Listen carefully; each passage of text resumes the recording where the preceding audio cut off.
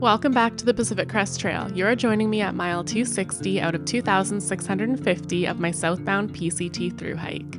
In the last episode, you joined me on my section from Stevens Pass to Snoqualmie Pass here in Washington. You and I hiked through incredible landscapes and saw my favorite animal. In this episode, episode 5, you join me as I venture out onto the section that tests me the most so far on the PCT. The landscape changes and I'm hiking in the forest more while a heat wave hits. I also have to figure out how to stay hydrated with reports of many of the water sources being contaminated with norovirus. Together, let's see if we can get through the next 98 miles over the course of 5 very hot days. We will hike from Snoqualmie Pass to White Pass and be rewarded with views of Mount Rainier.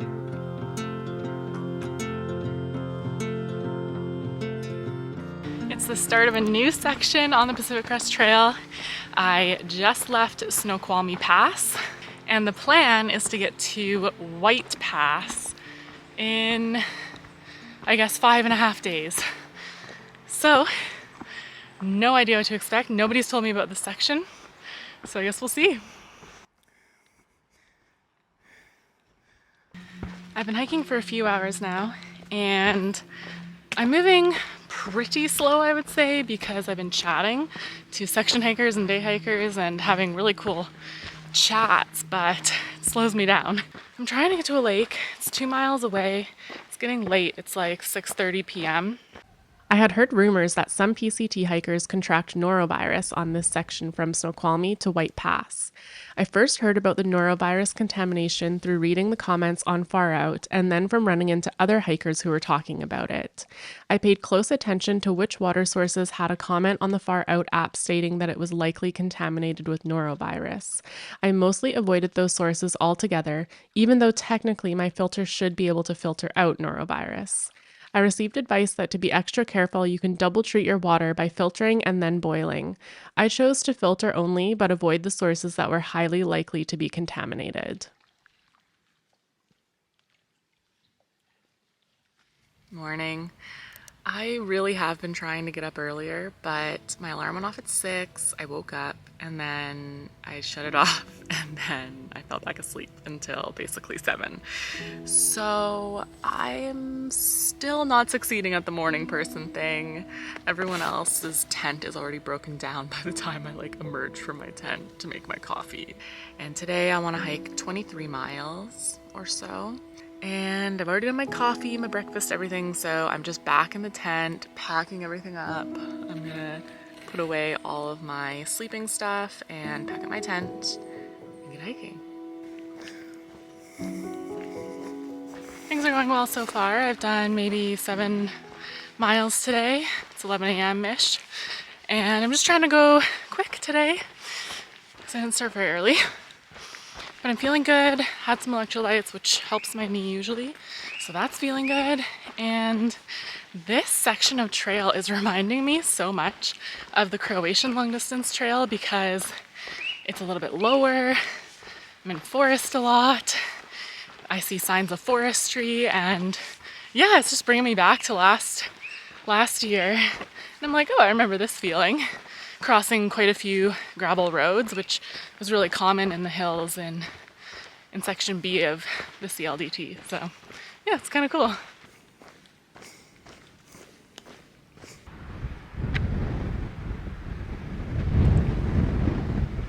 This is a forestry area. There's lots of road access. Struggling a little bit today, I would say, to stay motivated because the trail is less picturesque, but there's still a lot of climbing up and down, so it's tiring.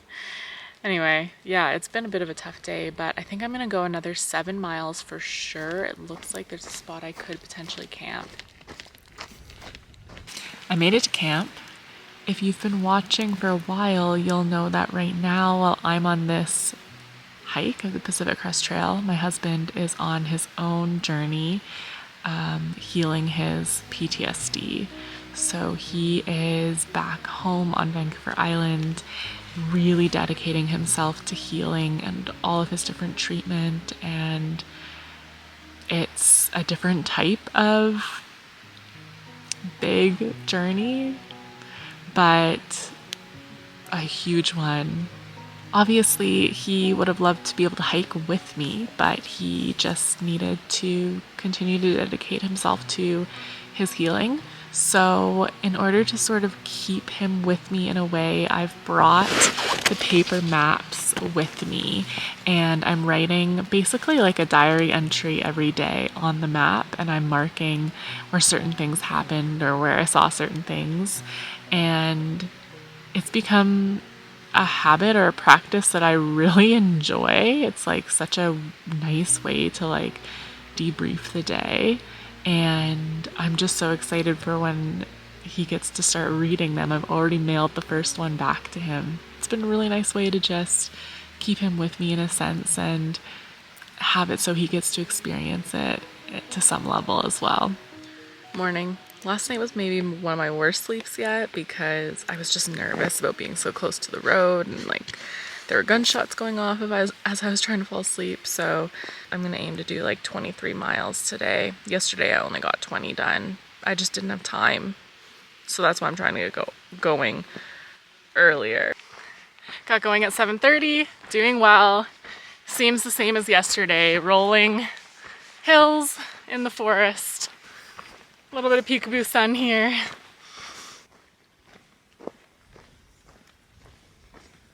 I'm getting so close to Mount Rainier now. It's really cool. I think is a cool marker for how far I've gone so far. Like I started off seeing Mount Baker and now Mount Rainier's right there. I've covered some serious distance. It's neat to have those physical markers. Like you can look at the numbers, like I've gone X number of miles, but to actually see geographical like landmarks, very cool. It is now 3:47 p.m. I want to do another 4 to 7 miles and I'm hitting a wall. Every night I've been washing my feet, my hands, and my face, but like my hands get super dirty. It's a harder day to push. There's less, I would say, rewards in this section, so it's a little bit harder for me to like mentally push myself, but I know I can do it. I've got like another few hours of hiking. I'm hiking through an old burn section now, just trying to find an oasis of living trees where I can camp for the night. I'm starting to get a headache. I'm starting to get worried I'm getting sun affected. So, gotta find shade and set up camp, but apparently this goes on for like 15 miles, so. Made it to camp. That was my longest day yet, 24 miles, which is, I think, 40 kilometers. I had to carry water in, and it's all very precious because I do feel a bit sun affected today. So I have to drink it. I can't use it to wash my feet. I'm sure you can tell I'm absolutely white. The hike today was kind of boring, to be honest. Couple nice views of Rainier, but otherwise, pretty boring. Anyway, I'm gonna fall asleep right now. So, good night. I had a terrible sleep last night. I don't really know why. I just kept waking up over and over and over. I don't feel good at all. Okay, I did it. It's 8. Okay. Okay, that's good. I got ready in less than an hour. Okay, I'm proud of myself for that. So I'm all packed up. I gotta get going. It's still a tiny bit cool. Brian messaged me, said it's gonna be like 32 today, tomorrow, the next day.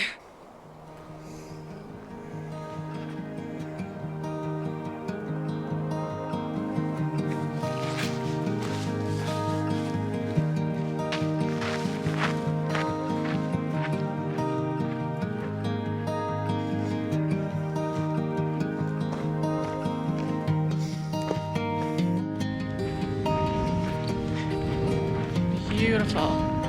Mount Rainier behind me. I can see another volcano in the distance. I don't know, maybe it's Mount St. Helens. Beautiful.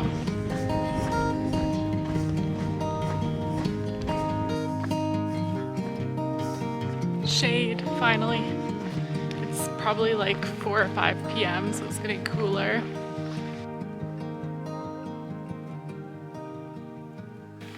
I hiked about an extra 0.7 miles down to a lake so I could wash off my feet and get water, and it was worth it. So I've got 23 miles to hike tomorrow, which means I'm going to try to wake up early. I'm thinking like 5 a.m. We'll see how that works out.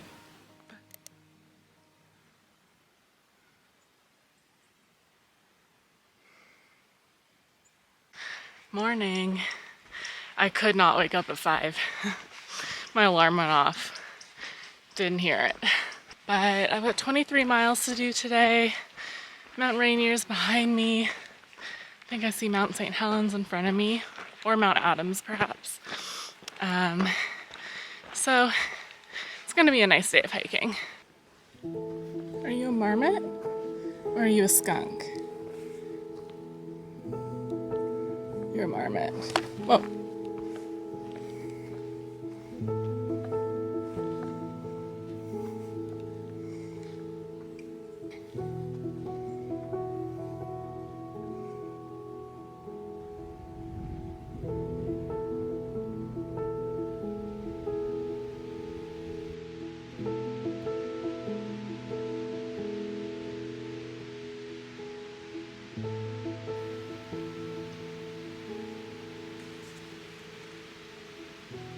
It's tough hiking today. It is very hot. You can see on my shirt like sweat and salt lines. You can even hear in my voice like I'm thirsty, and the last few water sources have been infected with norovirus, so I haven't been able to fill up for like over 10 miles. So I am definitely thirsty. I'm so ready to get to White Pass.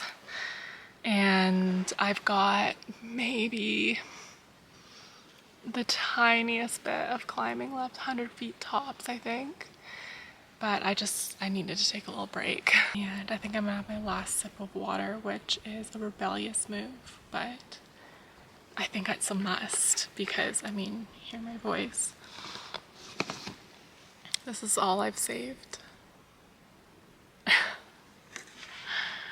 And I just keep dreaming of like root beer and Sprite and Gatorade and just like cold bottles of water.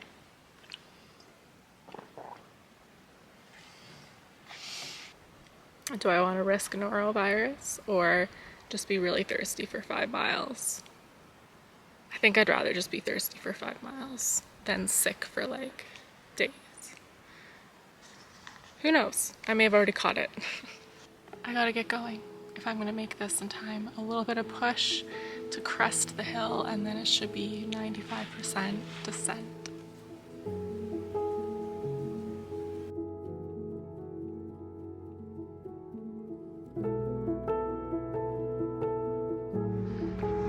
Okay, I made it to the highway. I just have to walk maybe half a mile to get to the Cracker Barrel. I cannot wait. I'm only thinking about drinks today. I don't care about food, just drinks. I need them. It's amazing how much a shower can change how you feel. So I'm here in my room here at the White Pass Village Inn, and it was a bit of a whirlwind because I got here around 5, and the store, the Cracker Barrel store, is where my package was and where I wanted to buy some like extra snacks. I kid you not, I filled an entire grocery basket with drinks. So I did that, came to my room, checked in, and I wanted to shower and do my laundry quick to give it like the most amount of time to dry because I'm not taking a zero here. So I did my laundry in the sink. It's hanging behind me, and I aired out my tent on the balcony here. I am feeling a lot better now. I'm feeling like I did get some time just lie down here in bed, and I'm getting myself organized to be able to start again tomorrow, and I think I'll do this next section in 7 days, so it's going to be a big section, but it goes through Goat Rock's wilderness, so I'm really excited. All the northbounders I've met have said like they loved it. That's where I am going to take you next, so I will see you then.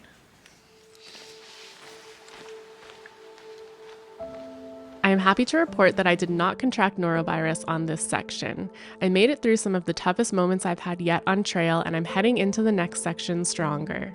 I'm really looking forward to sharing the next episode with you. This section is just as beautiful as people told me it would be. See you then.